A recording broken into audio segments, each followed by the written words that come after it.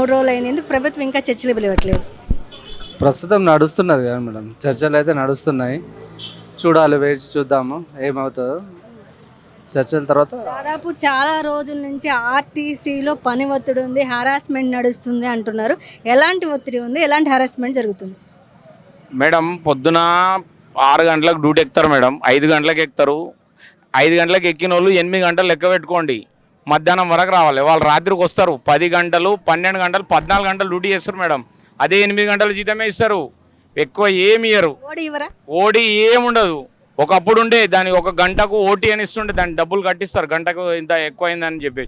అవన్నీ ఏం లేదు, ఫుల్ ఆపరేట్ చేయాలి, అన్ని కిలోమీటర్లు తిప్పాలంటారు. వాళ్ళకి నీళ్లు లేకుండా అన్నం లేకుండా మొత్తం డ్యూటీ చేసుకొని వస్తారు మేడం. గ్యారేజ్లో కూడా అంతే, పొద్దున్న 8:30కు రావాలి, 5 గంటలకు పోవాలి, 10:30కు రావాలి, 7 గంటలకు పోవాలి ఒక షిఫ్ట్.